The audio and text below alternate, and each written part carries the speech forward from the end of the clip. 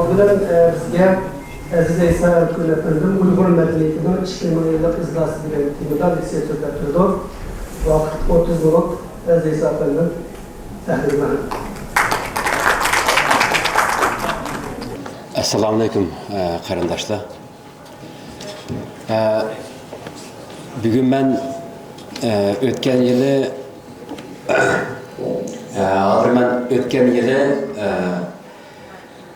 Angliyaniki yana podshohlik yana hamjamatiga tava Everyman's Library yana har bir kishiniki yanchuq kitobi degan bir Angliyaniki Victoria davridan boshlab 1906-yildan boshlab nashr qilinib kelayotgan shu nashriyatda o'tgan yil noyabrda nashr qilingan Uyg'ur she'rlari nomli kitobni tanishtirman. Bu kitobni tanishtirishning asosiy maqsad bu kitob million tiraj bilan Angliya, Amerika, Kanada, ingliz tilli davlatlar va Yevropada hamma kutubxona va kitobxonalarda tarqatilyotidi. Buni tanishtirishning asosiy sabab bizda Uyg'urlarda bu Uyg'ur she'riyati deganda bizni bu ya'ni Uyg'ur she'riyatiniki yani tercüme alsak mı bunu? Yani İngilizce uyup koymuş anthology. Yani anthology.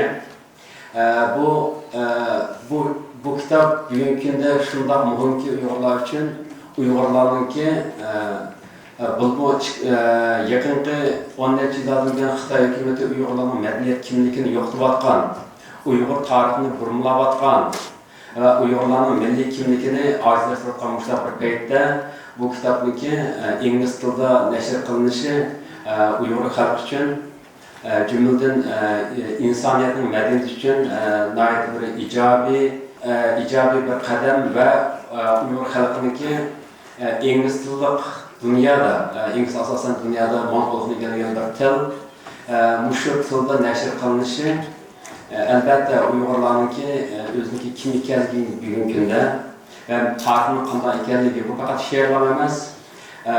Bu kitap bugun bu leksiyada men aytadiganim bu Uyg'ur madaniyatining 2000 yillik izlasi deyildi. Sabab bu kitap shu Uyg'ur xalqiniki shu ko'plik davridan tortib Uyg'ur davlati qurilgandan tortib bugunga qadar har 100 asrdagi yak Uyg'ur tarixidagi nihoyatda muhim voqealar va shu shoirlarniki, yozarlarning shu vaqtlardagi qoldirgan yozma va eg'iz adabiyoti va she'rlari asosida tayyorlangan. Undaqda men kitobni tanishtirib o'tay. Bu yerga dastlab o'tgandek muhim bir sabab bu kitobni Uyg'urcha tanishtirishning sababi biz o'zimiz köpüğümüz bilmez ama köpüğümüz bilmeyiz. Köpüğümüz bilmeyiz. Belki Uyg'ur she'riyati ise belki bizdeki çıkışsızlığı, belki Navay'ın aldı ötemesi mümkün. Belki isimli alan Uyg'ur ziyalarda bildiğinler belki Mehmet Kaşgar'ın Türkler Divanı'ndaki yoki Yusuf Sacib'niki Kutat Kubiliyat'daki bir qancha kuplet yoki bir sözlerini bilishi mümkün. Ama Uyg'ur medeniyeti, cümleden Uyg'ur she'riyati Uyg'urlar yazıqni rasmiy shaklda qo'llangandan burun eg'iz shaklda va keyingi budizm davridan tortib bugungacha jonli Uyg'ur hayotiniki har bir hujayrasida bu she'riy tafakkur muhim rol o'ynab kelgan. Bu kitobni bugungi davrda dunyoga Uyg'ur degan millatniki bir obrazni tiklash, ijobiy bir obrazni tiklab maqsadida ko'pona bir Uyg'ur ayolniki muzik chalib turayotgan surati buni Germaniyadagi ataliq rassomimiz Marvarid Hafiz xonim sizgan va keyingi qattiq muqova raqtdan ishlangan muqovasimi bayroqning rangida. Bu kitob yaqinqi vaqtlarda aytgan vaqtda 3 yildan ortiq ishladim bu kitobga va bu kitobniki 60% ko'pragi men tercüme kılan şehirler ve 35 etrafında başka tercümalarındaki şehirlerini ölçü aldı. Bu resimdekisi şu Everyman Library'deki direktörü David'le birlikte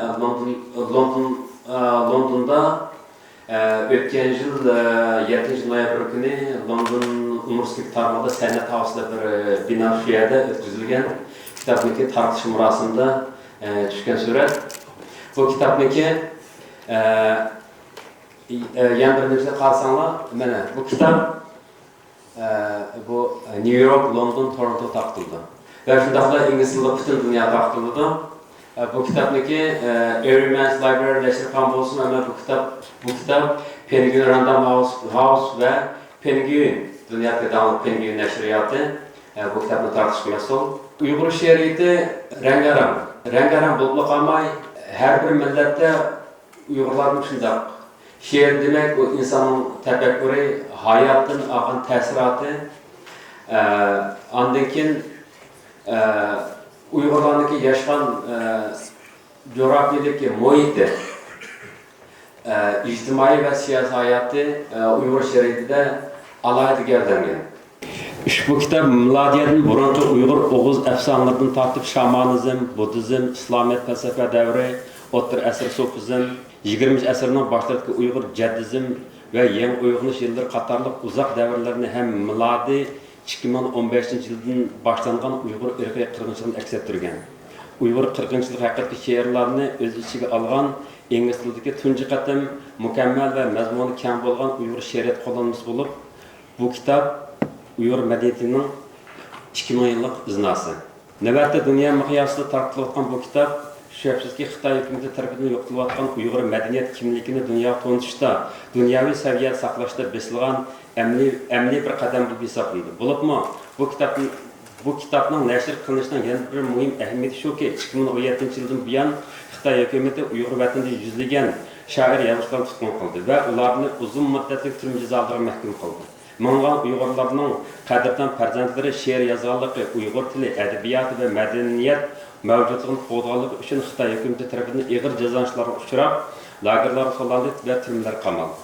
Hech bir vaqt bu tabarruk shoirlarimizni mush vaqtimizda va har vaqt unutmaymiz va ularning baldiroq harakatga chiqishini orzu qilamiz. Uygur she'riyati mo'l va rangdir. Uyg'urlarning 2000 yildan buyon yashagan mashhur Ipak yo'lining markazidagi O'rta Osiyoning haybatlik tabiat manzarasini, uning keng sahrolari, haybatlik tog' tizimlari va sehrli qumliqlarni aks ettirdi. Uyg'urlarning asrlar bo'yi boshdan kechirgan rahimsiz imperiyalarning hukmronligi ostida qilishi yoki ichki jadal majallariga petib qilishi, yuz bergan siyosiy davolg'ush, zulm va urushlarning hammasi Uygur she'riyatida o'z iznalarini qoldirdi. Tipik holda ko'chish va musofirlik, urush va tinchlik va shundaqla universal tema bo'lgan tabiat va muhabbat temalari markazlashdi. Uygur she'riyati ko'p xil va ko'p taraflamli, chunki u Uygur tarixining murakkab va ularning doim o'zgarib turadigan siyosiy hayotning davolg'ushlaridan ro'shan aksini topdi. Tarixdan buyon she'r insonlarning hayotini har jihatdan aks ettirib kelgan. Insonlar o'z xo'shaligi va qayg'usini ifodalash uchun she'r yozgan. Og'zaki yoki yozma orqali avlodni avlodga tarqalib, bugungi kunimizga nur bo'lgan o'xshamagan ifodalash tili va uslublar bilan yetib kelgan. Uygur she'riyati tanha o'z oldiga taraqqiy qilmagan. Uyg'urlarning mashhur Ipak yo'lida yashab, asrlardan buyon bu keng zamonlardan kesib o'tadigan savdo karvonlariga hukmronlik qilgan. Oyga uzilmay kelib turadigan to'gi karvonlari Tang sulosining Chang'andan yoki Sharqiy Rim imperiyasining poytaxti Konstantinopoldan qumliqlar va tog'larni kesib o'tganda, ularning qo'ng'iroq ovozlari cheksiz ufqlardan halqagan. Yiroq ellarning madaniyatlarini o'z bilan birga olib kelgan. Ipak yo'li va uningdan qolgan tarixiy iznalar Uygur she'riyatining xarakterini shakllantirgan. Uygur she'riyati qadimki Ipak yo'lida dengiz yo'li ochishdan burungi yangi tafakkur va yangi madaniyatlarni kuzatish va o'zlashtirishdek harakatchan iqtidorini namoyon qilgan. U qiz shundoq go'zal ediki, kulsa Tangirmi tang kuladi. U yig'lasa Tangirmi tang yig'laydi. Oğuzxon uni ko'rganda butun badanini titrak besib hoşdan ketdi. Onun köyüp kaldı, onu aldı. Men Uygurlarning haqqaniman. So'rayman, kim mening og'zimga baqsa, men uningga tartib, uning bilan do'st bo'laman. Bu Oğuzhan efsanesi Uyg'ur yazıqida bitilgan. Hozir bu asli orijinal nusxa Parijdagi davlat kutubxonada 11-asrda Uyg'ur yazıqida yozilgan asli orijinal shu saqlangan. Şuna Oğuzhan desek, Türkmenlerden tartib bütün Türk devletleri, Türk elleri Oğuzhan bizden deydi. Ama hiçbir Türk milletleri Oğuzhan dastanını yazıp kaldırıp bakmıyor. Fakat Uygurlar kaldırıyor. Uygur şeriatındaki yazıcılık an'anasi 9-asrdan başlangan. İlk Uygur halkının saraylarda dini ve felsefi temsilki şiirler icad kılınan bulup, bu adet Kaşgarni paytaxt kılgan Uygur Qarqanilar halkı devrinde devamlaşkan. Ta ki 16-asrdaki Yarkentni paytaxt kılgan Sadiya Uygur halkı devam kılgan. Saqlanıp kalgan en burunki misralarda okşumgan itiqatlarının roşan alaylıklarını görebiliriz. Uzun devamlaşkan Tengrizm ve Şamanizm itiqat devrinde közge görünürlük kinayeler ve smoğullar asman ve kuyaşın küçüğünü, seherlik sahip cemal yoki ormanlıkta yalnız börü bilen uçaşkan kahramanlarını öz içine alır. Bununla okşaş kadimki smoğullar hazır zaman Uygur şeritide hazır aks edilir. Mani dini ve Budizm devletindeki şiiri parçalar insanların meneviyeti, dünya ve ahiret, kaydeden tirilişki olan itikadi ve tefekkür kılışını nirvanaga yetişinin vaxtsız üstüde izlenir. Teşnalık ve muhabbet tanrı mevcut elbisaqtın. Ular girerleşken arzudan biri boludu düşman haman. Piğan çekken söygüsüz yürek, o zehirlik yılanға okşaş. Eğer bir adam dünyada akközlü kılmay yaşayalsa, ixtilaflıq cemiyette ciddelinin içine kirip kalmasa, yerde müstahkem turalsa, kişi vücudu yeter pakka, o pak zeminde onun cismi bulur ahlaka haqqani. Uygurlar 10-asrda İslam dini qabul qilishga başladı. Ve bundan bu yeni din ularning hayotiga nihoyat zo'r büzüş karakterlik özgürlüklerini elip gelip, ictimai ve medeniyet turmuşunu özgertti. İslam dininin savat çıkarış ve öğrenişe ehmet verişi neticesinde şiir yazış adeti tekmi keng tarqaldı.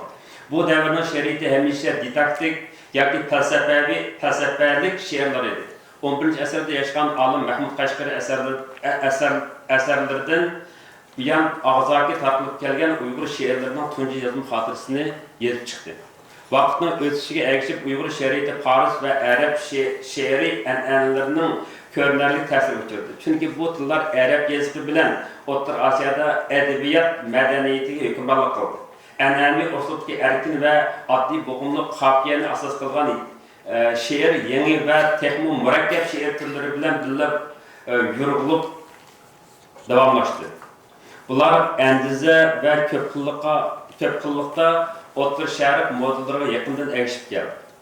13 ve 14 asrlarda Uyg'ur şeriati texnik o'zgarishlarni boshdan kechirdi.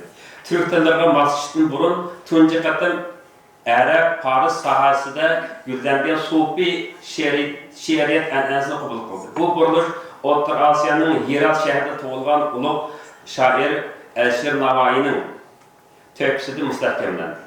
Onun alamşumul şiirleri ve başka edebi eserleri muvaffaqiyatli halda Türkiye Çağatay tilinin çoğunlukla hissiyat ve güzellikini ifade kılalaydıgan edebi til süpti bilen namayan oldu.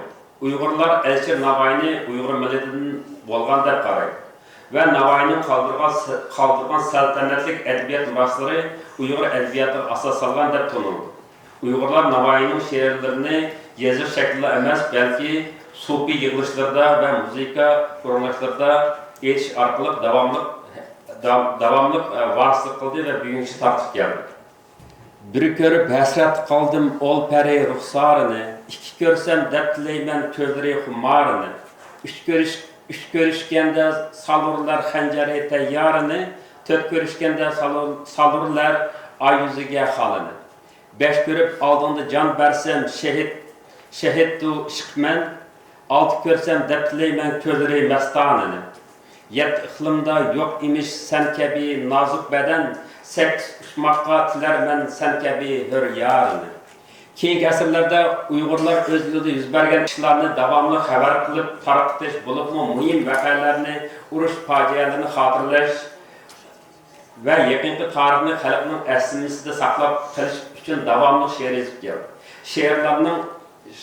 Şiirlerinin el arasında tartılışı tolunma mühim bulup, ular daim yazgan şiirlerini müzikaya tenkeş kılıp bazarlarda dastan kılıp eytadi. Tövendikisi 19. asırda hükümdar Yakup Bey'nin vafatıga eşilip yazılgan mersiya bulup, halk naqsıga aylanıp ketken bir kısım mısralar. Yakup Bey özü batur, düşmenge tepik atır. Ölgen Xitayning beşi, sayning teşidek yatır. Beijing'den Xitay geldi, kişilerini hingaytib, Bek hocam kopup kaçtı, kuyruğunu dingaytib. Asmandaki perişte, hörler toni kiyişte, yığılmanlar, ayınlar Yakup Bey'in behişte. Bu 1952 yılında Kazakistan, Sovyet Kazakistan'da, Kazak ili neşriyatıda 1952 yılında neşr kılıngan Uygur Halk Edebiyatı namlı kitapka Yakup Bey mersiyete mersiyet kirgizilgen. Bu hemimiz tanışlık Melike Ziya'nın. Uygur şeriyeti elbette bir yerde Cezim devrleri var, Tayyip Efendi'nin şehirleri var. Bu benim Yakup Bey devrideki Kaşgariye. Adı Melike Ziya'nın. Melike Ziya'nın köpekçimiz haberdar nemeniki nevris buludu, keyin için setep öldürülgen 33. yılı Hojiniyat Hacı'nınki nevris buludu. Melike Ziya'nın bu hafta Selime apay eslim yazan bugün müşahitli sözler buldu. Bu Melike Ziya'nın ben bir yerde Cezim devrleri 1930 ve 40-50 yıllarda şeylerde toxtalmadım. Vakti münasebetinden nurgun söylesek, bir gün söylesem tükemek yaptığımız kısaltılan 1960 yılı ötüp yaptım. Melike Ziya'nınki bu şiirisini bilmeydenler yok, anlamayanlar yok. Bulgullar sayılsa gülüşerler arar. Caranlık nakşamda seni esleymen, Amrık'ın ışkında köygen gidomen, Sevinip bertanda seni esleymen. Şamallar oynasa sumbul saçını, Keldim o yarım dep seni soraymen, Yörgüm rişsi seni başka her tanda yoluma teşne qarayım. Bu 1960 ve 70 yıllardaki Uygur ziyalarındaki yaşlarındaki şu vaxtki qanchalik derecede baxtiyar, hör, erkin hayat sürtüngenligi. Ama şu yine o'xshaydi şu hakimiyetdeki, şu rejimdeki qanchalik derecede bular şu devrdeki ziyankeşlik çuvallarını köreleyimiz. Melike Ziya'nın yaş ve tabiiy vaqtlardan ölümcüde Xitay askerler tarafından öldürülgen. Odaqda zamanımız keleydi. 21. asırda Uygur tilinin işletilişini çekleşini öz içine algan Xitay hükümünün türlük bastırış siyasetleri kösürüp küçeygen. Yakın yıllardan bu yana Xitay hükümü barlık güçünü işçisilip Uygurlarını Xitay medeniyetinin asması yaklaşık sürtünsüzler. Nurulgan yazıcılar ve şairlerin öz içine algan 2 milyondan artık kişiler Xitay'ın ceza lagerinde turbatkan. Bu etiş menzilde Uygur tili ve medeniyetini saklap kalışta Uygur şeriyeti, adalet ve erkinlik köşü için mühim kuralgaydı. Şairler özlerinin yüz berip olan facia ve sürgündeki Uygurlar 5'ini keçirip olan azap okubetlerini eks ettirip Uygur kırgıncılığı edebiyatını ibaret yeni bir jiyanını yarattı. Bugünkü sürgündeki her bir Uygur özünün yoqap ketken aile tavabetleri ve dostları hakkında okşaş hikayelerini söyler durdu. Bu devrede biz yeni bir evlat, münevver Uygur ayal şiirlerinin kalp götürgenliğini gördük. Cümleden Gülün Saim'in Gülxan'ın şiirleri bununla misal bulalıydı. Köyümüzdeki yaşlı töküsü gelmeydi. Kötürmekçi boludu beşini, qaramakçı boludu kuyassız asmanğa, sevinişlerini, ensirashlerini, korkup göğünüşlerini, keçide uygunuşlarını. Medet vermekçi boludu eşit treptiki bir insan. Kim o eşit treptiki bir insan? Biz hemen bir şey oltalım. Bundaqda en ağırsı da ben özümün bir parçaya okup vermem, andakin xulaslay. sen kelmedin. Apam seni keldi degende, örük çiçekli geldi. Ama sen kelmedin, kargaç geldi. Atam seni keldi degende, hazan tökülgende. Ama ecel saklap turmadı. Ahir atam özü hazan bulup tökülüp gitti. Perişten gayip bulup gitti, lekin sen kelmedin. Hem de ben Arlıqda bir 30 yıldak atlap ötüp kettik ahir zaman şeritimizde. Elbette Uyghur şeriti nayeti muhim bir jiyandır Uyghur edebiyatıda. Bu Uyghur tilini rivajlanmışta, saklap kalışta ve Uyghur evlatlık ve temporallikini bildirişten ait muhim ehliyetlerinde keyinki sual-cevap kısmında sual bolsa, ben şu slay sual cevap etsem. Sizlerge aytmoqchi bo'lganim bu kitaptan bir yerde 3 tane olib keldim. Bu kitap kelar yil yo'qsam kelar yil bu kitapdagi aynan ko'chirmasi nashriyat o'xshab berdi. Uyg'ur tilida Turkiyada nashriyat bo'ldi. Aynan shaklda, aynan muqobil bilan men shu umid qilaman xalqimiz uchun bir qo'llanma qabul qilishlar uchun. Ondan keyin sizni oxirida aytadiganim Mishada Turkiyada Mishada o'tirgan ingliz tili imtihonidan IELTS'dan o'tgan bolalar bor imtihon qatnashgan. Turkiyadan. Bu yerda 3 kitap bor, gapning o'chqi sizlarga taqdim qilib 3 kitap olib keldim. İngilizce o'qiy olmayman, chunki irodam va kuchlarim degan bo'lganingizga turinglar, har kuni bir kitap tayyor qilaman.